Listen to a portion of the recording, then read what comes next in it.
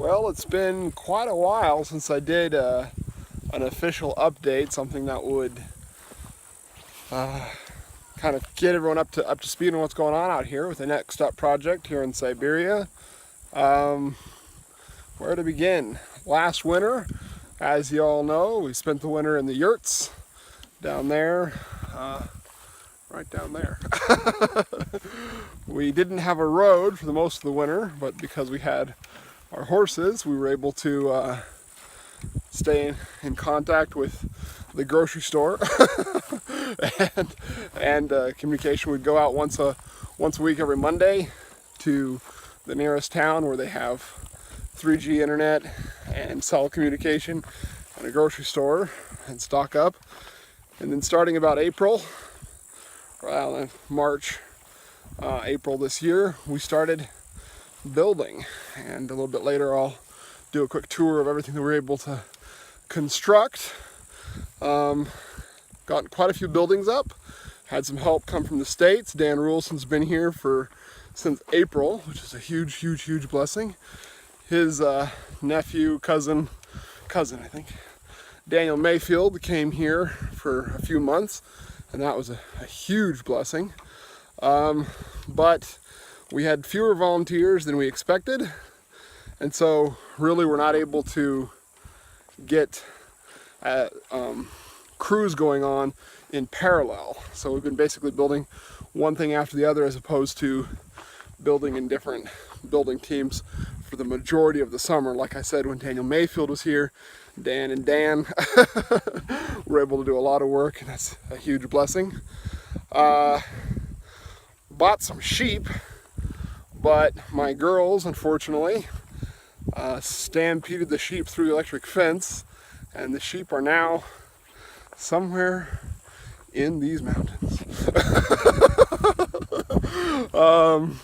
So I think next week we're probably going to get some horses together and go on an expedition to get the sheep back. Shortly after the sheep got lost, I got bit about 3 times by ticks and contracted encephalitis with meningitis and Lyme's disease. So I spent about 2.5 weeks in the hospital, which was a pretty dark experience. The first week was somewhat delusional. I had a fever and, all the brain inflammation that comes from encephalitis and Lyme's and all that kind of stuff. But thanks to the good attentions of the good doctors there, I was able to get all healed up. So the second week and a half that I was in the hospital, I was a lot more sober and able to pray and think a lot. The doctors say that after that experience of encephalitis, meningitis, I have to Lyme's, have to really take it easy for at least 2 to 6 months after that, so it doesn't go chronic, and so that we can so it doesn't have a bad effect in the future. Seems like I got through that sickness without much permanent or long-term damage, other than the fact that I get really worn out really easy. But that's something the doctors warned me about, so I need to just be careful. So lately I've been trying to just take it easy, sleep a lot, and just sit in the pavilion up here in our kitchen and talk to people, talk to volunteers that have come out, or play chess or whatever. So that's also been slowing us down, not having that extra manpower. So basically this summer, it's August 4th today, and we are about a month and a half, about 6 weeks behind schedule. I had hoped to finish the banya around the first part of July, the first week in July, and have the barn well under construction by the first part of August, and be working on the milk parlor, closer to September. How that's going to work out, I do not know. The Lord knows. So we shall see. We have had a ton of rain this June, or this July, while I was in the hospital and after I got back from the hospital. And as you can see, we haven't cut our hay yet. This year we were planning on just doing hay with shares. Since we don't have so much livestock, we can afford to give about half of our hay crop away just for the cutting of it. So hopefully we can get some of the local guys to help us with that. Dan Rulson drove for me today, and we went out all over the different towns talking to our neighbors. People have land near us about when they cut their hay, if they could come in and cut ours or a section of ours on shares, that'd be great. Most people seem to be amenable to that, but with the weather the way it's been, rain, no one knows how that's going to turn out. So again, that's a prayer concern. So yeah, the hospital time was somewhat distressing. It was a very dark experience for me. A lot of doubt, a lot of second guessing myself, second guessing the work here. But I think the conclusion of the matter is Jesus is the shepherd who is looking for his lost sheep.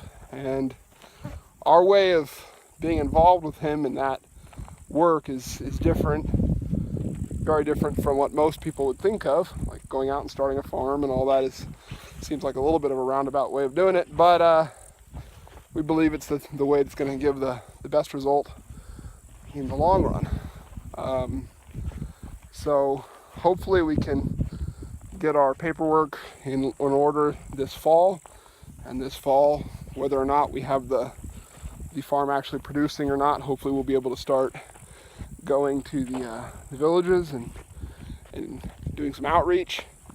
So not that we're not doing that now. I mean, we talk to people, pray for people when we get a chance. People in the town, the people in the villages, the different herdsmen that come by and stop in and say hi. That happens actually quite often. The funny thing about it here, one of the great paradoxes of this one is, again, I mean, just looking at the land around us. I mean, it's not like we're exactly in a residential area. But in the last 6 months since we've been here on the land, we've had more people come, local people. I'm not even talking volunteers or media people or anything like that. I'm talking local people from the local villages. More people have come out to see us than the whole 6 years or come to be our guests, more than in the whole 6 years that we were in Tauquechet. So it's odd, it's strange. But so anyway, that's the situation there. Just wanted to give everyone a quick update on that. And next video, I'm going to put these videos right up next to each other. I'm going to show you the projects that we've gotten done and what needs to be done yet. So if you'd like to help, then always can help by praying that we would be able to get the work done quickly and all the buildings up. Pray for workers, pray for volunteers, pray for full-time laborers in the field. Speaking of which, several of the volunteers that have come, one of them in particular has really shown an interest in the project and want to stay on. Believers. One gal, Olya, her daughter, she's not here on the farm right now. She went back to her hometown to pack her things, but she's committed to staying and working here with us. So that's, praise the Lord. And also another man came here from Khakassia. His name's Alexei, and he said that he came to the Lord through watching the YouTube channel several years ago, and has been since then been growing in grace and faith in a Baptist church there in Khakassia. And I'm really trying to get him to stay as a full-time missionary worker, farmhand missionary worker type person. So we'll see how that works out. But again, even through the YouTube channel and everything, the word is going out. So praise the Lord. So another way you can help is if you have construction